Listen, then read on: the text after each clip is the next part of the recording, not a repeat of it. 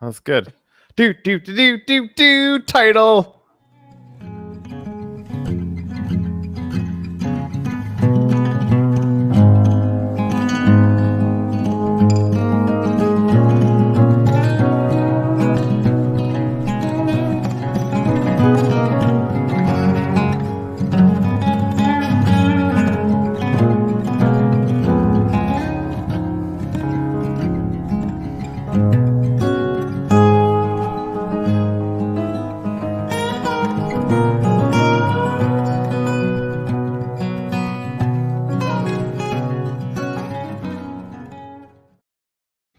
What's up? How are you, man? Good, and you? Seems like I can't. I'm either sitting like I can't find some sort of middle ground here, and such a professional. There, yeah, that's a little. Yeah, better. that's why people watch us. It's like, what? How will Greg frame himself this morning in his chair? As a Sasquatch enthusiast, that's how I'll frame myself this morning. I love that.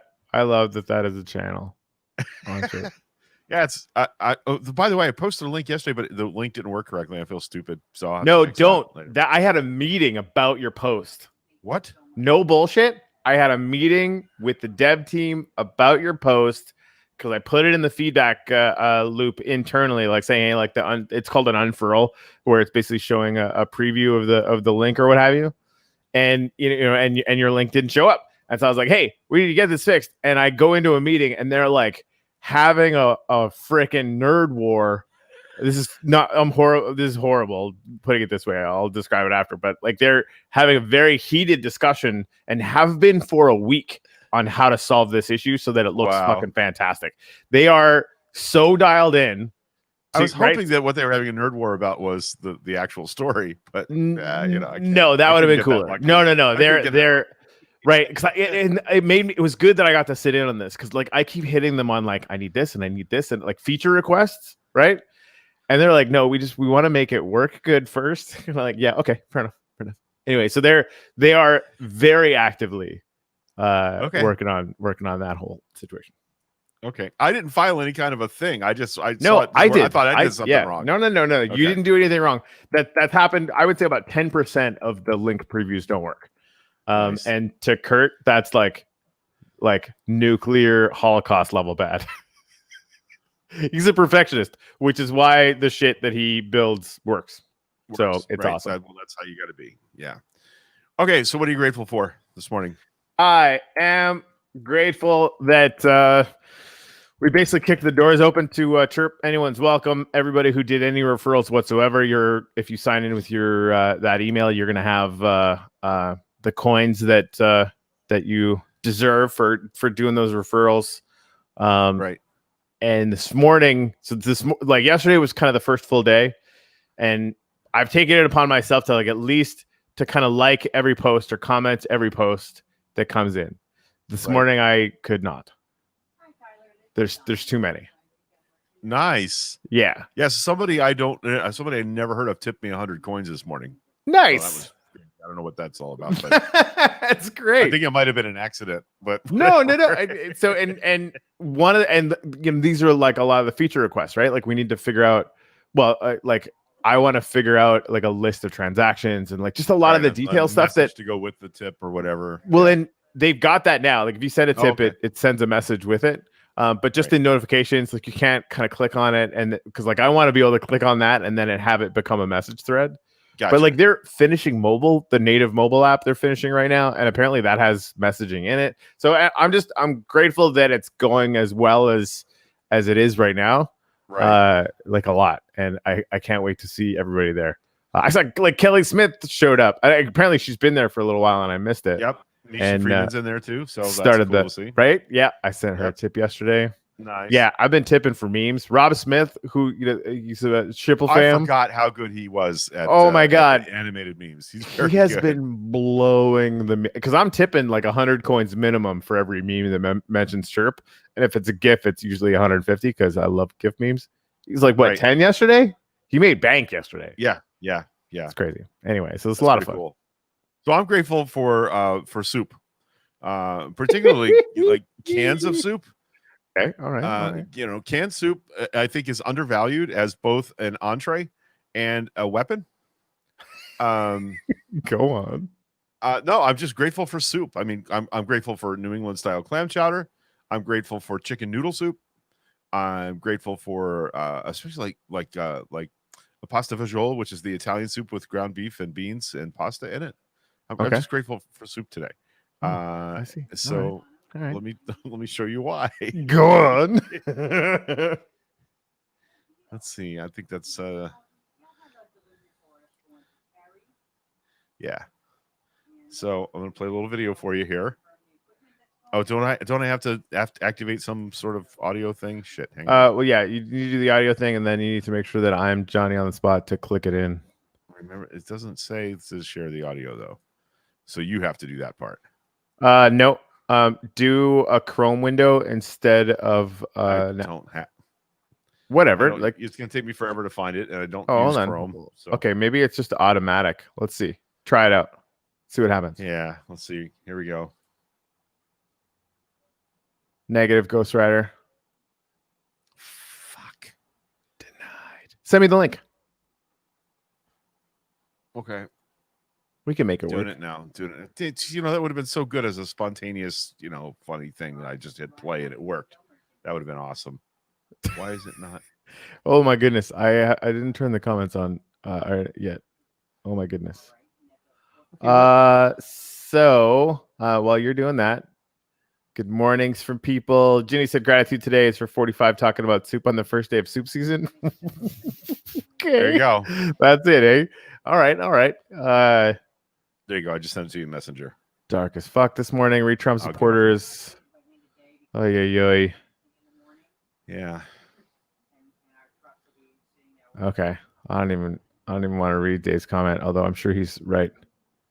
That's super dark. Man. Ginny snagged at Gin R, which is fantastic. Did you send it to me on Facebook? Yes, Facebook Messenger. You know, like we do. I suppose. Until I figure out how to get us the hell out of here. Anyway. Sorry, and Chrome tab and share screen and boink. All right. You just calm down there, buddy. There we go. Look at that. Hopefully this works. And then they have cans of soup. And they throw the cans. That's better than a brick because you can't throw a brick. It's too heavy. But a can of soup, you can really put some power into that, right? Is this happening? And then when they get caught, they say, no, this is soup for my family. They're so innocent. This is soup for my family. It's incredible. And you have people coming over with bags of soup, big bags of soup, and they lay it on the ground, and the anarchists take it and they start throwing it at our cops, at our police.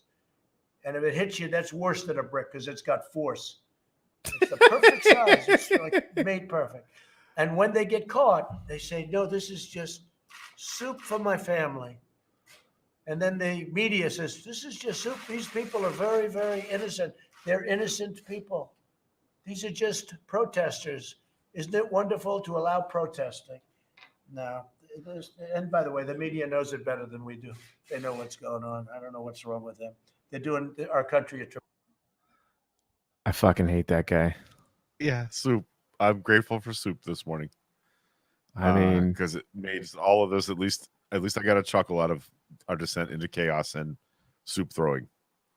Well, then it's just the I mean, what's automatic, next? You know, like high capacity vegetable cans, soup guns. You know, that's what. right. Yeah, that's like you get a potato can, but you put soup in it. I mean, that would pack a motherfucking wall. That would go right through a police car. I'm just saying. Yeah, I see your underage, AR-15 holder and raise you a tank soup gun. Okay. Oh. Yeah. Oh, that's fun. But what's funny to me is it had never occurred to me that soup cans are kind of, you know, a hefty hand-sized thing you could throw. And I'm sure there are millions of people who had never thought to throw a soup can at somebody, and now the president has Well, yeah, us. he's definitely he's definitely educated us. And you Bags of see soup. the little like, oh, and everyone thinks we should just let protesting happen like it's something that you can legally stop in the United States. Yeah, he referred to the anarchists and then our police. Yeah, That's interesting. Yeah. You know, they are the police for the anarchists too, right? Not just your police, Mr. Trump. It's like every dime store fascist piece of shit in the rest of the world. And I mean, those are his heroes, so nobody's surprised. I want to get to a couple more comments here. Ash said, you're back on YouTube. Gratitude, Zay. 1, this rice veggie bowl I'm munching on. 2, the sun is finally out in Paris this afternoon. And 3, I don't know. I'll come up with something. Okay. There's always something. There's always something to be grateful for. I just love that we have like a total badass world trotting journalist macking on a rice veggie bowl in Paris watching our show. I mean, not to make this about me, but I did. So there. I just think it's cool because you can't throw bricks. I mean, I kind of feel like maybe he's just a bit of a weakling. Or he's asking if we have bags of Goya beans. Is that okay? Well, as long as you didn't buy the Goya beans, yes, I'd say yes. That's perfectly anarchistic expectation. Sue found a large Trump banner in her neighbor's garage. Lost all respect for them that I had. I'm surrounded. Now, granted, it's in their garage, not on their house. But I mean, closet. But when they roll the garage door up. Yeah. Well, in like closeted Nazis are still Nazis. No, it's not really closeted. It's protected from people tearing it down. Or you can't put it up outside in front of your house because of the HOA rules. I'm guessing that's why. You know what I mean? Yeah. Lots of people leave their garage door open all day, and you can see whatever's in there. So I'm pretty sure that's what's going on there. To reorient, Sue said, "Grateful that I have this show to make me think about gratitudes." Me too, and I'm grateful that I have you guys and Greg to because I just got done doing a Chirpcast with a really really cool guy in Japan. So I'm like, I didn't have enough coffee, and I'm like coming in screaming or whatever. So I probably would have just started talking about what the fuck is this soup thing? God damn it. Inauguration nonsense and all the crap we got to talk about. And Greg's like, so what are you grateful for? I'm like, oh yeah, that's the thing we do. That's good. Somebody started a gratitude channel on Chirp too, and I was like, that's nice. I like it. Anyway, so you guys rock. Thank you for being cool. Loud and proud in the garage. Dick. When does early voting start? Early voting should be 2 weeks before the actual election. Mail-in ballots go out on September 25th. Okay. Wow, that's not very long. That varies by county to county, state to state. So sure, but like generally speaking, like county, but by the end of September, this election will be ongoing. Yeah. All right. Yep. That's good to know. Yep, it's true. Ooh. So a lot happened on Rachel Maddow last night. I only got about delving into halfway through. DOJ is reportedly just about to indict Broidy, if you remember who he is.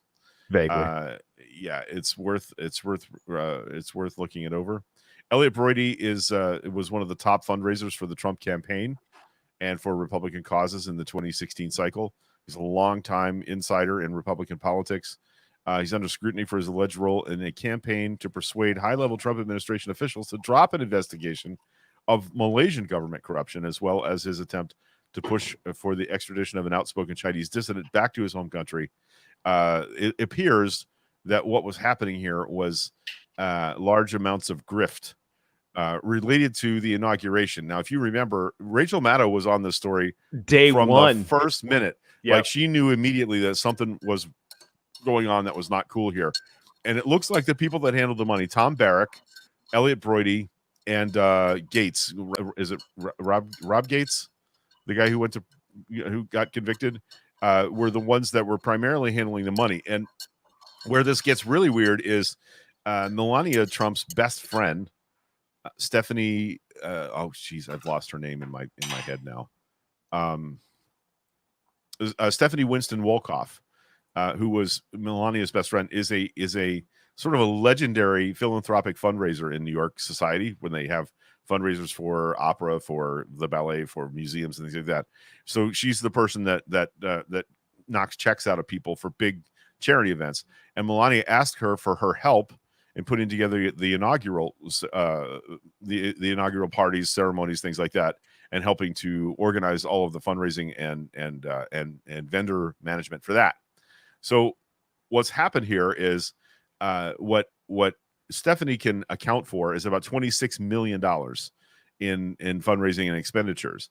The Obama inaugural was the most expensive one in the history of our country. It was $50 million, $53 million raised. It included talent like Bruce Springsteen, a lot of really, really A-list celebrities that were involved in performing for the inaugural. The Trump inaugural cost twice as much, about $107 million, and featured people like Lee Greenwood and some DJ, the piano guys. Like there were no top-line celebrities.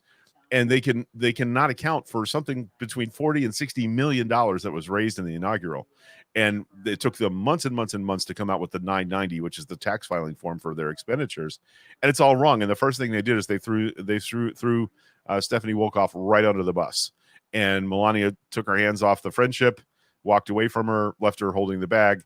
Stephanie's book comes out today. It's Melania and Me is the book. Now there's a lot of personal, stories in there. There's a lot of what I would consider like staticky noise stuff about the I really don't care to you jacket, those kind of personal things about the First Lady. But what's interesting here is it now looks like the First Lady was directly involved in planning the inaugural and knows that money went missing. Wolkoff has now testified in 3 criminal investigations, and she has tapes of her conversations with Melania Trump and others about the planning of the inaugural. So the White House is trying to say the same thing they do, that barely knew her. She's the person that stole all the money. Well, she can prove she didn't. She has receipts. She brought and so now there's going to be huge questions about $60 million in missing money.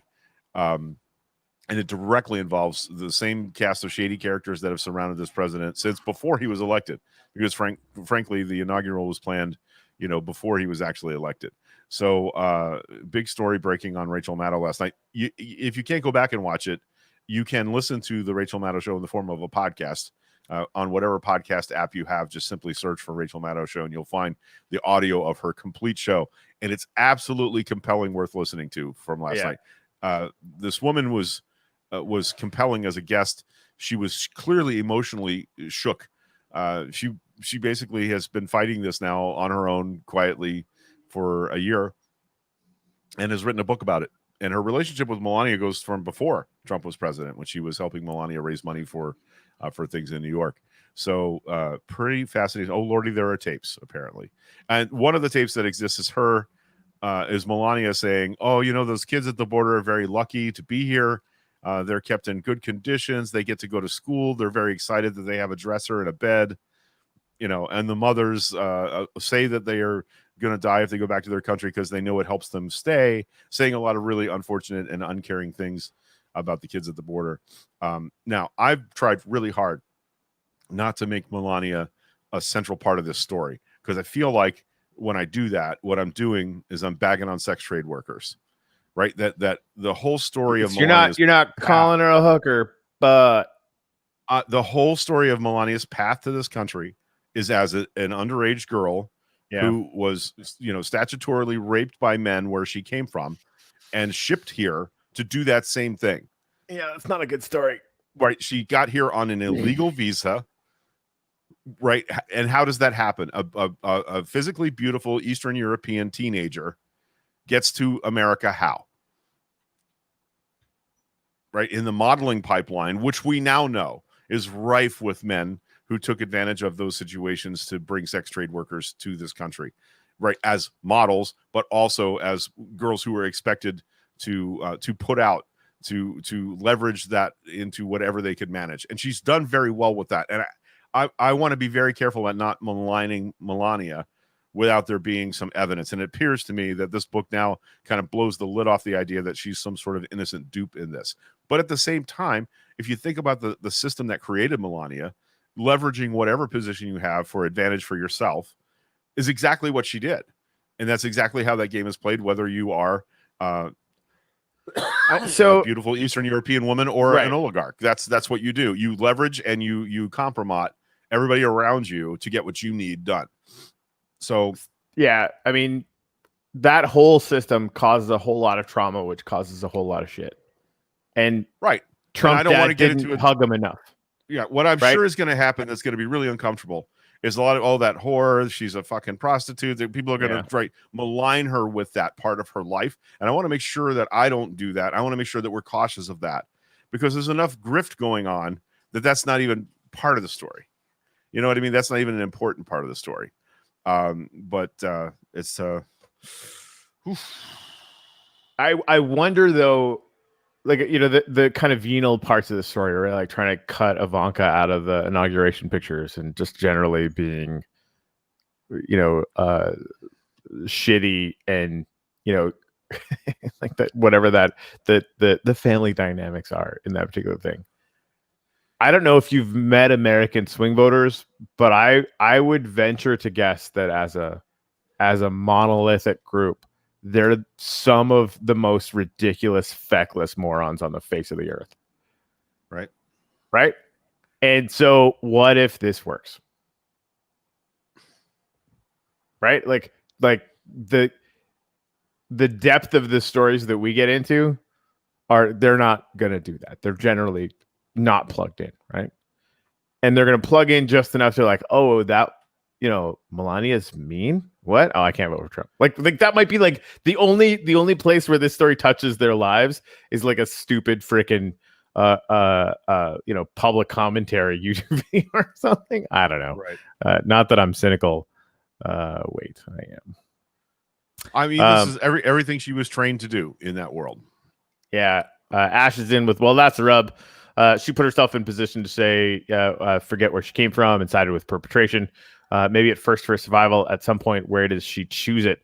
That's a much obviously better way to put what I was kind of getting at. And by perpetration, the players who lead such rings that got her here or turn their heads the other way. Yeah. I mean, she would be, you know, once she was here established on a visa, it would make perfect sense to me that Russian intelligence began to manipulate her, right? Began to work her. If they didn't, it would be fucking malpractice, right? Right? Especially once she was attached to Trump. Right. Yeah. Somebody above, and I'm sorry, I meant to post it, but we were sort of in the thick of some other stuff. Was suggesting that she's a Russian spy, and then Liz did too. And that's that just seems like it would be really basic statecraft to open up doors there. Corey said, "I agree, Greg, and I don't really care about sex stuff. The only thing that bothers me is when conservatives are hypocrites about it, and that's where I want to hit them." Right. And is it possible that Melania can get in the way of that? Yep. And also, I am okay with that because they're like, she is married at the very most generous we can be. She's married to a psychotic fascist that would gladly destroy the country to get reelected and has killed 200,000 people to get reelected and just ignored it. Right. I wouldn't even say to get reelected, to get his needs met. Like in the moment, you're totally right. You're absolutely right. Yeah, because exactly. It was to feel like Fox News was covering him to the point where Daddy loved him through the TV in any given hour. Yeah, I completely agree. Can we talk about mini strokes? Well, the president's talking about him, even though nobody asked. Yeah, you can see the meme already. Nobody, the president. I didn't have mini strokes. Absolutely no one. Yeah. Although I have to say, you know, Mishi's background is in geriatric nursing, right? That's what she did for many years, and she recognizes some of his physical behaviors as ischemic stroke results, right? The dragging of the foot, the thing where he couldn't drink water with one hand, the posture that he stands with, that's early onset dementia. She's recognizing symptoms that she's seen in, you know, literally dozens or hundreds of patients over the decades, as things that the president is doing. Does it matter? Apparently not. They're working around him. She asked me, like, we were talking about this yesterday. She asked, what do you think is going to happen when, you know, when he's not president and charges start getting filed against him? I said, he's going to die. He's going to get legitimately sick and be in a wheelchair and be a doddering old enfeebled man, because there won't be a huge infrastructure around him to hide that fact. And it won't be fake. You know, it won't be a fake thing. He's really going to get sick and die very quickly because he doesn't have presidential infrastructure around him to make him look strong. I think that's the likely outcome. So, yeah. Was me not saying shit. Oh, Okay. I do actually. I'm gonna Virginia. No, officer, I do not have a body in the trunk. What? I didn't ask. What show is this? Oh, I get it now. Sorry, I was a little slow. I need to drink more coffee. Hey, we have 30 concurrent. If we have 31, that will be a recent record. Nice. So if anyone and we feels had like like sharing this out, 450 viewers on Monday, so thank you everybody for sharing out the feed. Yeah, that's very helpful to us. growing a little bit. I like that. I like that. I like that. I was gonna say something just dramatically super sharp and awesome, and I forget what it is. Yeah, the fact that he spent all day yesterday denying that he had mini strokes pretty much confirms that he had mini strokes. Yeah, I mean, we have been trained on to expect the denials to just be true. I mean, that's Ginny says, but now it makes sense that he took a cognitive test. Exactly right. He showed up with symptoms that worried them, and they gave him a cognitive test. Sir, you've done incredibly well. No one ever has ever aced this test before. With only half of their brain showing up on a scan. Now we know it really happened. Oh my goodness. Anyways. Fred, probably because you're a great person. I wonder if the day will come when I'll actually feel sorry for Trump. I think that will actually probably not even take too long because Fred is just rubbing up against enlightenment as far as I'm concerned. I was going to say, just to kind of change the subject slightly, because there was just a kind of funny moment in the show. And on this YouTube channel, I had, because I don't have one for Chirp yet, although I'm going to make one this afternoon. We did a dust auction. So dust is this cryptocurrency that Kurt invented to be in the Nifty Wizards game for reasons. And it's since kind of spawned off into all these other kind of places by accident, which is hilarious. So we were auctioning off these Nifties, NFTs for different groups that are kind of putting them out or whatever. And it's just like, it was a Friday night, a bunch of grown-ass men, throwing around a completely made-up currency that belongs in a text RPG game to play with our stickers that you can collect online. It was freaking funny. To everyone that saw that on this channel, I am both you're welcome and sorry, because it was ridiculous. And I don't even know why I brought it up. It feels like a really long story now. So it's, there's so much lingo and terminology going on there that most of us don't follow. That it's okay. It's a little dry. It is a little dry. My apologies. Watch, we go down to 20 and then 15 and then 2. Well, Chirp is interesting. For those that don't know what's going on there, Corey's involved in the development of a social media platform that actually rewards you for content that other people like and enjoy and share. And you own your data. There will be no selling of you to, talk about widgets in front of your Alexa. And next thing you know, your Facebook feed is full blown widget craziness. That's a thing that happens because your data is bought and sold. And that is not a thing that's going to happen on Chirp.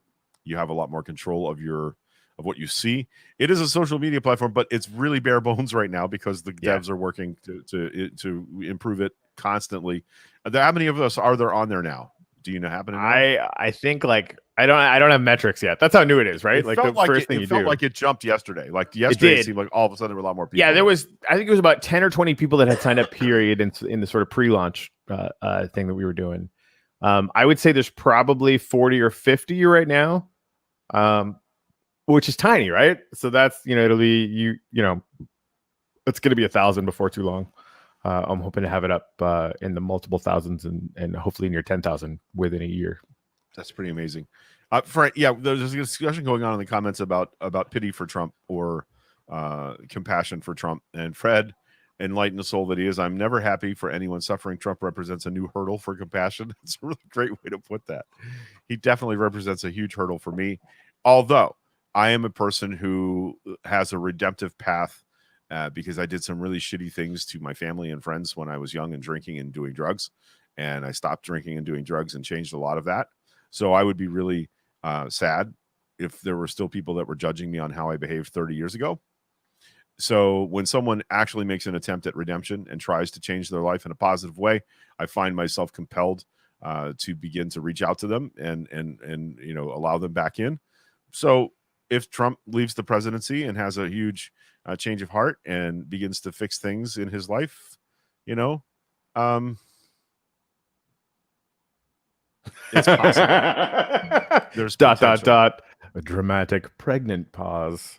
Yeah, I mean, there's potential, right, for understanding his life in a way that maybe gives us some compassion, if not some pity for what he went through. I think like if he ends up on the gallows, and for I'm not telling any. I know what the comments are going to do, and I'm not telling any of you. I feel that now because I don't. He's a fucking cruel, sadistic, shitty asshole. Is it possible that he could change? Yeah, I've seen people change that no one thought could change, and I'm one of those people. So I want to leave that door at least unlocked, if not open. I like the unlocked thing. Yeah, because I mean we all know the likelihood that that's going to happen is really, really zero, right? And when he's caught and going to jail, like we've all seen like the criminal narcissist flip on a dime to become this desperate for sympathy person. Right. And it will all be on act, and we know that. But I wanted to get to Dave's comments. I kind of feel sorry for Hitler. I'm of the regard that he would have had a much happier life if he'd have just stuck to art and automotive engineering. And that's true, right? I mean, man, you could have just kept making those shitty paintings, and then, 10 or 20 million people wouldn't have had to die. Although that whole great man of history thing, there's and Dan Carlin's Hardcore History talks about this a lot, and it's a compelling argument that the forces, and you sort of wonder, right? Like at what point is the great man of history applied to where things are actually changing, and how much of that is the momentum and course of the world leading towards these things? Because again, we know that Trump is not a singular problem. He is categorically a pus-filled symptom ball on a cancer that already existed, in my humble opinion. Yeah, Lori, there is no cure for narcissism. No, there isn't, but there's treatment. There are people who come to recognize their narcissism and work to change it a little bit at a time. Progress, backsliding. So there is treatment for narcissism, and it requires self-awareness, which is something I think is highly unlikely for Trump to find. But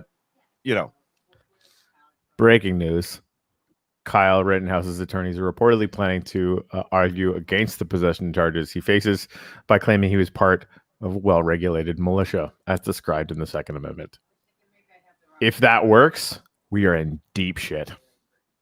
Yeah, that's going to be an interesting court fight.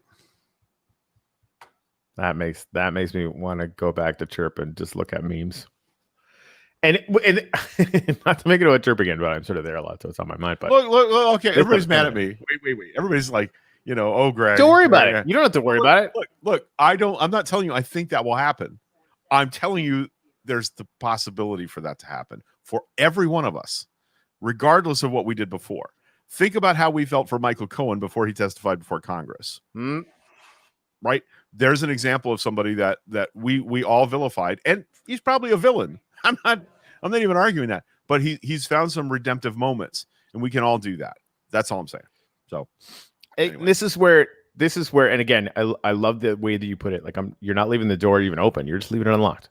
Just unlocked. Because I think we have to keep our own fucking humanity, right? So, and it's not to say, like, we know that it's not about him.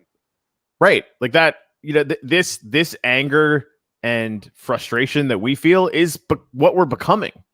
And can't. It's real and it's valid, Sure, but we also have to remember what the fuck we're fighting for in the first place, right? So like maintaining those things that are difficult, I think personally is clutch. There's a reason why we come in here and do gratitudes every morning. It's not because the rest of the news isn't going to be shitty. It's because it is.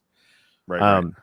And so I think that limb that you stepped out on, as much as again, like we have now spilt more time on criticizing this president than certainly any rational person can expect. But I think that's like an interesting place to draw the line, or at least just be conscious of it, right? What are we doing and why are we choosing to do it? And it's not like we're giving him a pass. It's not like we're not going to spend Yeah, it's a weird argument that we're having right now, and I'm Yes, it is. officially bored of it. Yeah. Other than that, Mrs. Lincoln, how was the show? Because I haven't made that joke in like 3 shows, which is dumb. Yeah. Good point, Ash. That's the point that I think is that's important that sticks. Narcissism is a descriptive word. Only narcissistic personality disorder is the official, but we all have propensity for narcissism or violence within us. How do we wield our power, and do we have enough humility to change? That's exactly it. And that humility can develop over time. It's not like you have a certain amount of humility when you start and the same amount when you end. You can lose humility or gain it. That's a thing that can change in your life, depending on circumstances. So, no, we haven't. Yeah, I agree. So we haven't seen any desire within him to change. No, and he won't. Like, we know that, right? That's not the point. Make that happen. Yeah. Yeah, I mean, there is less than a 0.01% chance that Trump is ever going to do that. That's not what this is about. Exactly. What this is about is Greg saying, I am going to be the person that doesn't leave the door open. I'm not like, please, Trump, please come have this redemptive story. That's not what he's doing. He's leaving the door unlocked so that in his own heart, that's still a possibility that exists in the universe. And I fucking love you for that.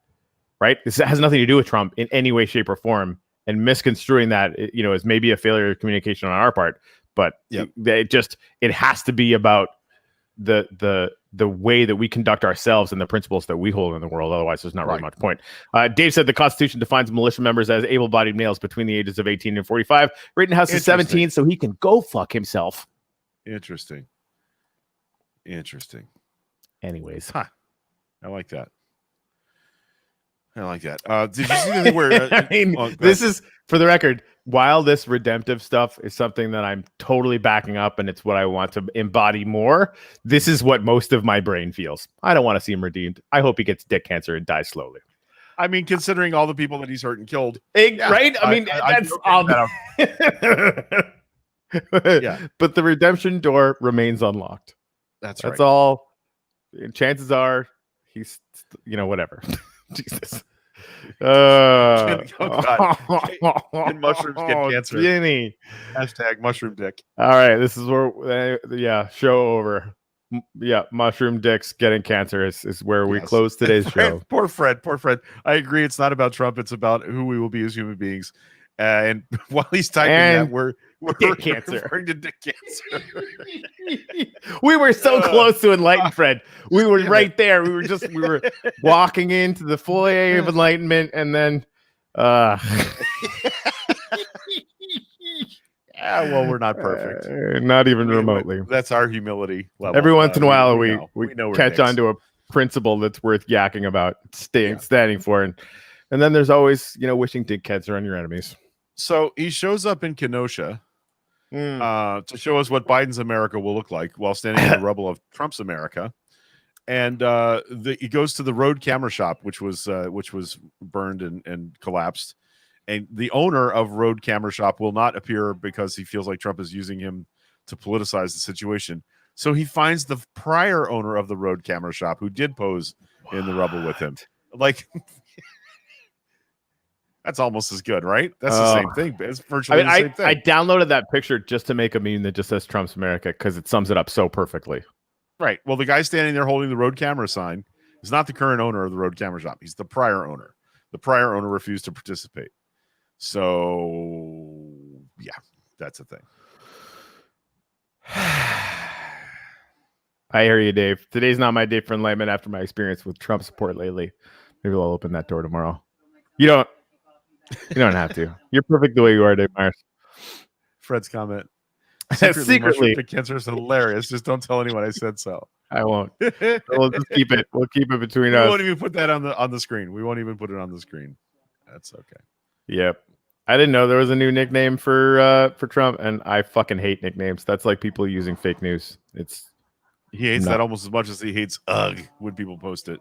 Except that I have to I noticed with the last and I actually woke up without any back pain this morning. Just want to throw it out there because I know I've talked to a bunch of you guys about being in back pain situations for the last 4 months, whatever the hell it is. I have done it a bunch of times and then had to laugh 4 years. Well, like there was, yeah, it was 2 years ago that it was bad for a while, but yeah, this one just won't go away. For the record, I am doing physical therapy, and obviously this is a stand-up desk and blah blah blah blah blah blah. So we're slowly getting it under control, but it's mind numbing. Oh yeah, Anyway. Strokeahanus. Yeah, that's the new nickname. Yeah, we're not doing that, man. I like it though. Is it fun? Yeah, no, my initial reaction to it was like, tee-hee, but that's wrong on a number of. Yeah, media is losing their minds this morning that Pelosi had an indoor haircut at a closed beauty shop in San Francisco. You know what? I actually get this. This is rich people privilege. And she's a rich people. And she can do things that you and I can't do. You know, I get that. It's privilege and it's shitty. And I don't disagree. And that doesn't mean I don't think she's a good Speaker of the House. I think it's pretty ham-fisted and stupid to get yourself photographed walking around a beauty shop with no mask on. That's not very exemplary, and that's what we count on these folks for. That's what we should be able to count on these folks for.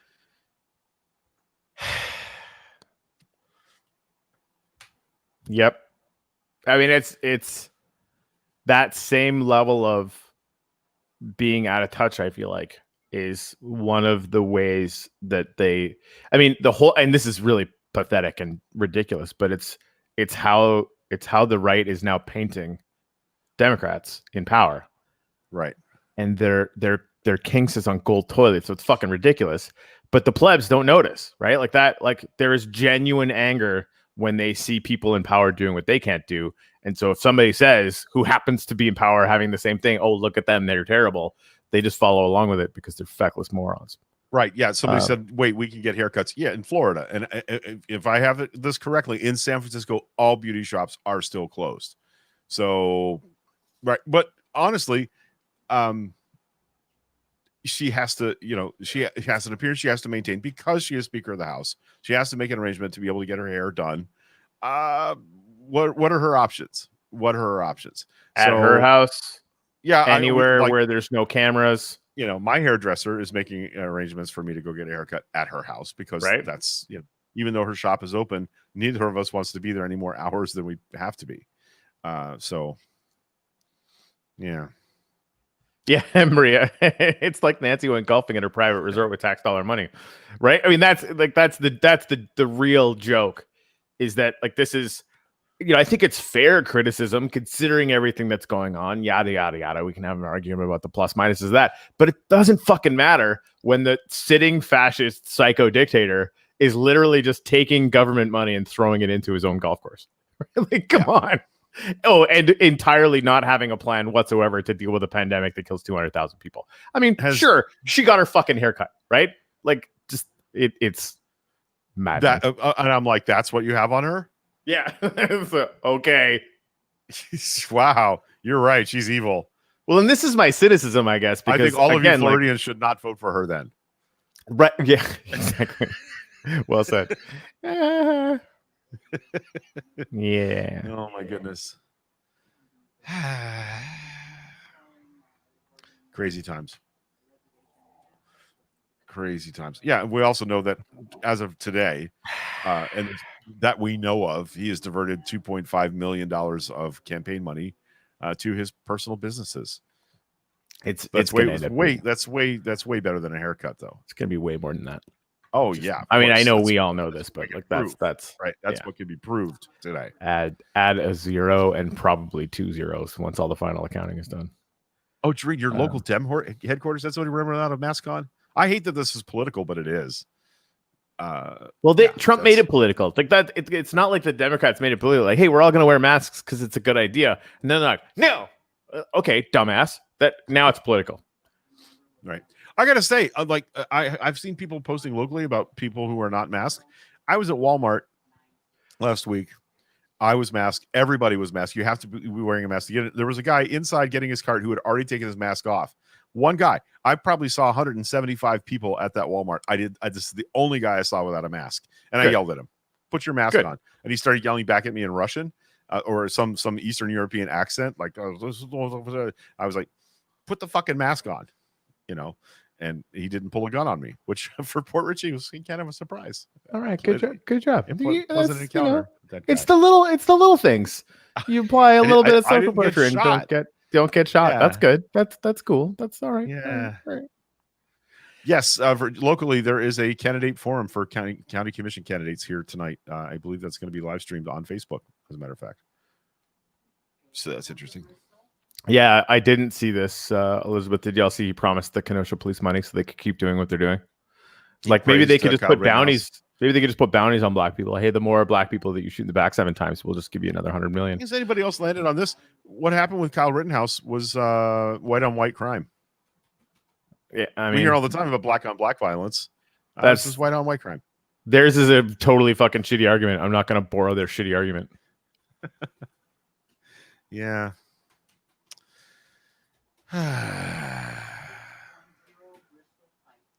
Is there anything? I haven't been to Good News in a hot minute. Is there anything there?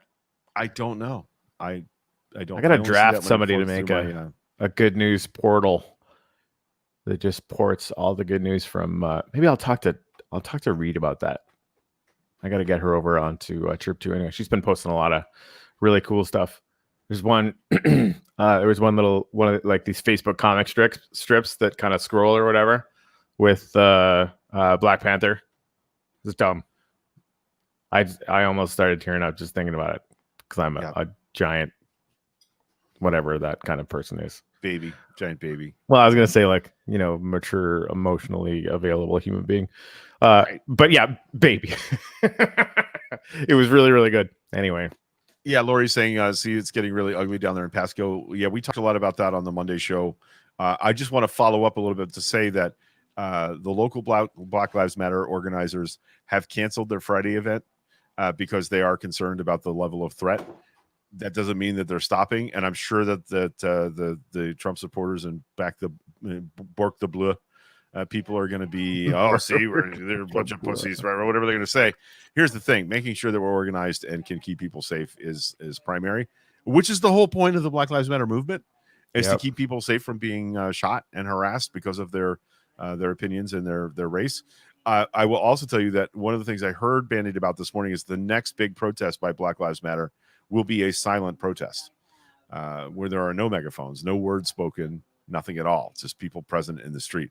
Good. And I think that's actually that's an interesting idea. You got to show the contrast. You have to show the contrast. We're mean. We're this. We're that. Yeah. Sorry, go ahead. No, it's the Gandhi method, right? Let the other side show you who they are. Right. Exactly. And I think that's a really good goal. And the other thing is, I've been having a conversation with them about what are the goals here, right? It's clearly expressed goals would help people understand maybe a little better what's the ultimate outcome desired. End racism, great. That's a goal, not a plan. Yeah. For instance, I tell people all the time, what's your goal? It's never to be in a class like this again. Okay, that's a goal. What's the plan to not ever be in a class like this again, right? My goal can be to not die in a house fire, but that's not a plan. A plan to not die in a house fire includes ladders and a map out of your building and or never walking into a house. Not not lighting candles. But that's a plan, right? So I think that there needs to be a roadmap for what progress would mean for Black Lives Matter locally. And I'm interested to see how that goes over time. Yeah, Fred said, I think that's a good idea. The optics of silence are powerful. I completely agree. Dave said, I witnessed 2 old ladies arguing about masks in my Publix last week. It was epic. Lady with the mask on was telling another lady to put hers on, and she was refusing. The lady with the mask on yells at her, "Oh, so you're so damn brave, aren't you, Karen?" Everyone laughed, as proven by Craig's reaction and mine on my inside voice. Laugh Track had to explain to somebody she works with what a Karen is yesterday. They'd never heard the term before. So she got to explain the Karen concept. And I'm sorry for actual Karens that aren't Karens. That you're having to go through this right now. I get it. It's a tough time for you. I get it. I think it would be better if we called them Ivankas, but that's just me. That's long the nose, but I get it. Yep. Yeah, the guy that fired paintballs at the BLM protest is getting sued for $250,000. Good. Honestly, that's interesting. I think legal action against the city of Newport Richey needs to start immediately. The whole idea that people in the Black Lives Matter movement are getting doxxed like fucking crazy, and some cop who was nice the first thing he said to me, he was like, you after establishing sort of what he was there for, was like, hey, I just wanted to let you know, like, I didn't come to your gig. Like, aren't I fucking nice? I'm like, dude, you can do whatever the fuck you want. Why are you on my doorstep? Right? It was really, really amazing. Like, that was like the little passive aggressive, like, I could have made your life really hard. Right? Like, well, I found out. It's like, just for anybody who doesn't know what I'm talking about, I posted this picture of this guy's house with a white national flag flying in Newport Richie, because that's horseshit. And we need to call that stuff out, obviously, right? Somebody mentioned to me in that thread, like, this might be doxing, like, we don't know who lives there. And I took it down because they're right? I don't know. Fine, err on the side of caution or whatever. And so the cops end up at my house and saying that I could be, arrested and charged for that, right? I'm like, okay, well, that's because that's cyberbullying. The shit that's going on versus the BLM people right now online is 1,000 times worse, and they aren't doing shit about it. And let me be clear about something else. This happened yesterday. There was a post that we screenshotted. I don't say we. Someone from within the BLM organization took a screenshot of a post by a guy saying, get their tag numbers so we can find out where they live and go burn their houses down. Okay.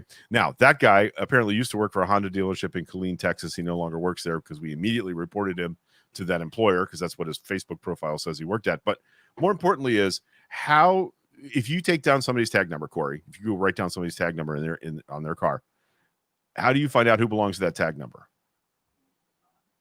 Don't you have to go to the cops? You don't. Or the red or the DMV? Police do it. The police do it. There's no way for you to do that. So what that means is they have a connection in the police department who is willing to run those tags and get back. You see what I mean? So that's an indicator that it's not just a prayer meeting, that because they're taking the side of the police, they're getting treatment that is significantly different and potentially dangerous to others from the police department. And that's a big problem. That's not how you solve that. That's not a small P problem. That's a capital P problem. You know how you solve that? Defund the fucking police. Yeah, we're not wrong about that.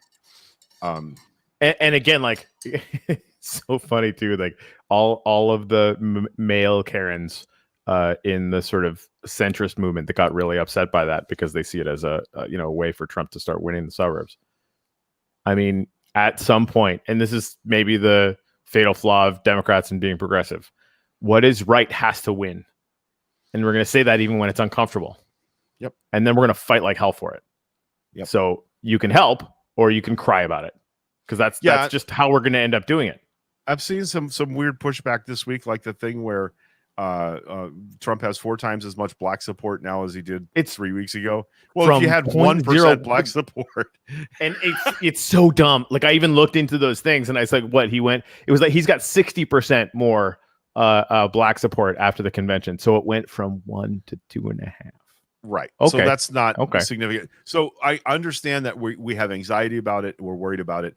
We're worried about the number of Trump flags that we see versus the number of Biden signs that we see. I get that, but we're quietly angry and resolved and acting.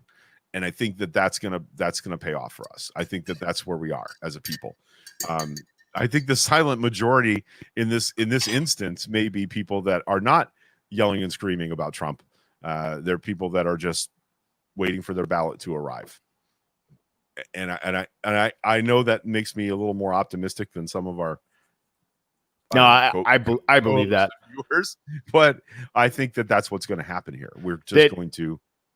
I think if you just take the ambivalence that we had, assuming that Hillary Clinton was going to win, and remove that and replace it with a fear that we're losing the whole goddamn country to insanity. Right. Election over. Right now, my view there's on a lot of challenges and yada yada, but I mean that my view on what was wrong in the 2016 race has modified somewhat. I think it's unfortunate that so many people saw Clinton as a bad candidate, but they did. They were wrong to think that. Their view of that was, I think, skewed by the fact that she was a woman, a powerful woman, and people don't want to admit they have a problem with that, but I think a lot of people did. But the stakes now are, if possible, higher than they were in 2016. And the reality of that is visible to all of us every day, regardless of whether we're super left-wing radicals who want, I don't know, healthcare and universal basic income, or whether we're moderates who just want stability. It's obvious to everybody on that spectrum that the better option is not the president of the current president of the United States. So Yeah, Jenny said, I was told that socialism is coming and the means of production that has been taken as the stock market. That doesn't make any sense to me at all. Could you elaborate in a way that I could address it? That is not how any of this works. Although, I mean, the markets, Greg, But we've been saying there's going to be a collapse. No, so here's the for thing. a while. No, I know. And I've been trying to game out the ways that it could just continue to grow like this, like without a significant correction. And I have to admit now, right, that if you keep doing this thing and nothing acts as a catalyst to create any fear in Washington or not in Wall Street, sorry, then maybe it could, but it's perfectly insanely irrational, right? Like it's that, remember the Warren Buffett thing that I was showing around, 6 months ago? It's Right. double how bad it was last time. Right? Like the disconnect between the actual GDP and the market cap of the stock market is now completely It's like disconnected. a runaway train. And we feel that, right? When people say, the markets are doing great and everybody else on the ground is not doing great as a group of people. I mean, that's what that number really is saying, right? And it's crazy. Yeah, I was telling Michelle today, like I've got stuff that, like, I flipped my short, obviously, because otherwise I would have lost literally all of my money. And so, because I have a tiny little section that is playing in the market, so I'm riding this, but I'm taking money off all the time because, like, the amount of risk that I'm seeing piling up in the markets is insane. But it's still, like, could it go like this? Because they're pumping $1 trillion a month into the market by buying bonds and stocks. Right. They're just our government is actually Yes, buying bonds. yeah. That's And- not dude, how that's supposed to happen. every Republican, if they mention the deficit anywhere near you, like, just don't commit any acts of violence. But that's all the first things that I thought of, because they, like, none of them have any credibility whatsoever. And I mean, they Right. never did, but now it's fucking insane. The amount of debt that's getting piled on. And we're going to find out now, like, that whole inflation question. Oh, you definitely can't do UBI. Well, this is UBI for fucking rich people to the tune of $1 trillion a month. It boggles the mind. Like, when Right. that comes crashing down, it, like, an 80% drop in the stock market is completely within the realm of possibility. Right. 80. Yeah, I've sort of normalized local real estate prices, but the truth is it's high, and houses are selling like hotcakes right now. Like my young cousins listed their house, sold it in 2 weeks. 2 Wow. weeks, and in a neighborhood where there's a lot of houses available. So the real estate is still moving, and the prices seem artificially high to me for where we live, but they're still selling, and I don't know what to make of that yet. I think it means there's a lot of free cash floating around to people who can afford a mortgage or afford to buy a house. Well, it's assets as leverage, right? If your whole stock portfolio, I mean, the stock market has gone up 30% in the last, like, 5 or 6 months. That is the best run that the market has seen in, any reasonable recent, history or whatever, right? So if you had 100,000 before, you have 130,000 now, and if you're using that as collateral or as people analyzing whether or not you can handle a loan, then it's pretty intense. Michelle Flood just jumped into. She is a realtor, by the way. Our friend Michelle. Inventory is low, so that's why it's happening. But I think maybe that would mean that people are afraid to sell their houses or make a move on a bigger place or a better place. Or just the second they do it, they're getting snapped up because people can easily get mortgages when they can borrow against portfolios that are jacked. Right. Wow. Or whatever it is, like that. And again, you guys know, like, I am a novice at this stuff. I know some things. There could be tons of information that I don't have. Yeah. I was there was something up in the comments. By the way, Fred was talking about violence. Fred, I decline to see property damage as violence. Property can be replaced with money, which is all the oligarchs care about. We need to get their attention. Yeah, like I have an interesting view on violence. How we define violence in the batterer intervention program. We use what's called the Gandhi definition, although there's no clear evidence that he ever actually said this. Violence is any time I try and impose my will on someone else without their consent. Right? So that doesn't necessarily just mean physical violence. That could mean economic violence, where I make it impossible for them to do the things they need to do to survive. The violence of enforced poverty and enforced non-upward mobility. Those are all violent actions to keep people, or a segment of people, under control. Yeah, I think we could have a really great discussion about what constitutes violence and what doesn't, right? Property damage can be violent, though, Fred, because I lived in a part of the world where, I lived in Botswana when I was a kid, and the neighboring country was Rhodesia, is now Zimbabwe.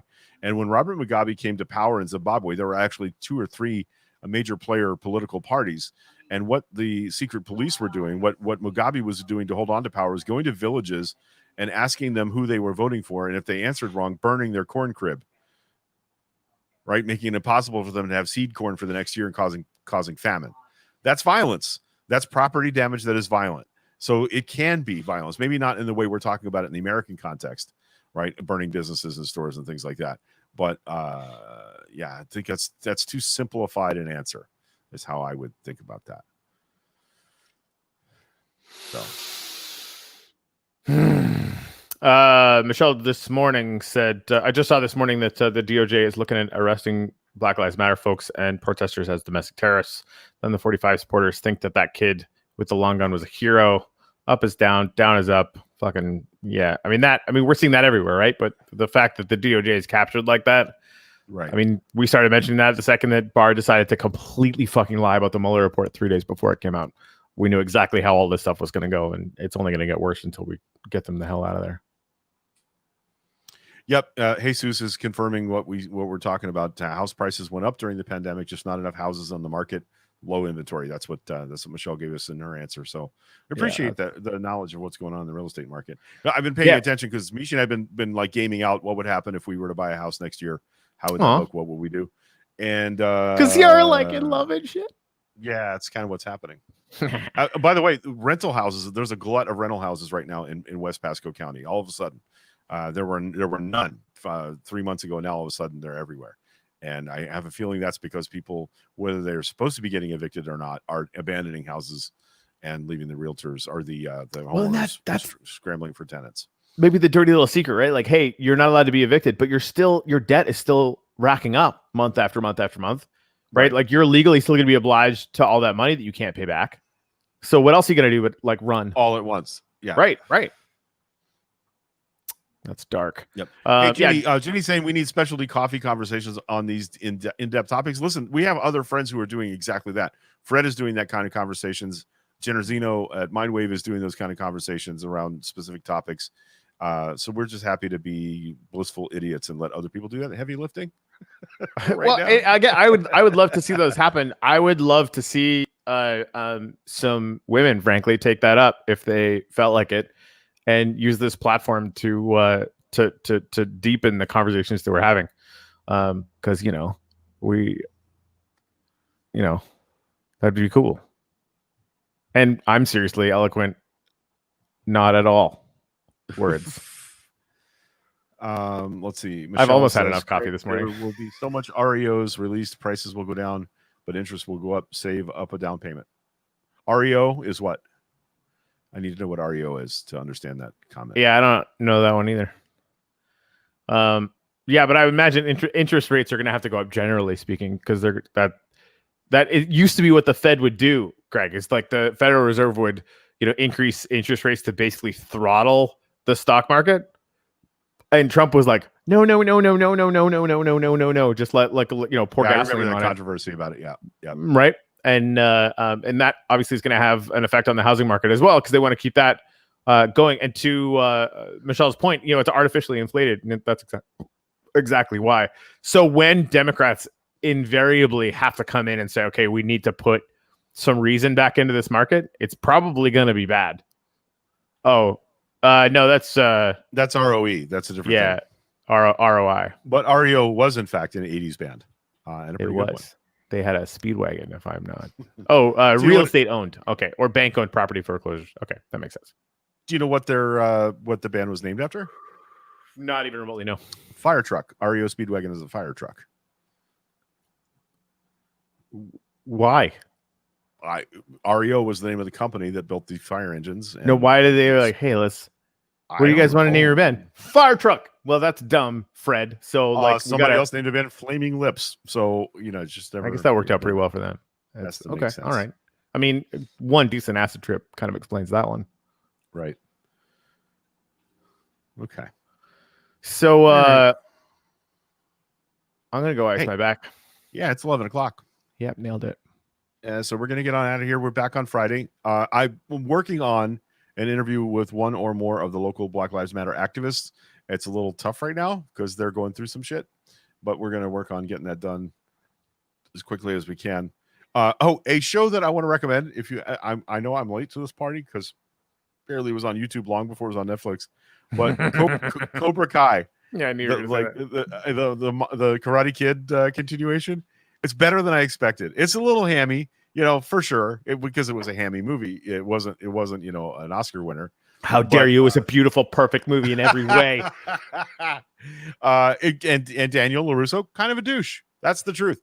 And that plays out 30 years later. It's funny because Johnny, the character, the guy he beat in the All Valley Karate tournament by kicking him in the face, his character is much deeper than I thought in this show. So it's actually worth watching for the character development. It's pretty good. So I highly recommend you guys check out Cobra Kai on Netflix. It's freaking beautiful. Love it. Yeah. And the first time they did a flashback scene with Mr. Miyagi, I got all choked up about Miyagi-san. So that's anyway, I did. Grown ass men emotionally available. I love Pat Morita long before Karate Kid when he was on MASH all the time. He's a great actor and a pretty cool human being. So it's kind of cool to see them throw back to scenes from the early movies. Preach. So there you go. All right. We love you guys very much. Don't get gaslit. We love you, and we'll see you Friday. Sasquatch is real.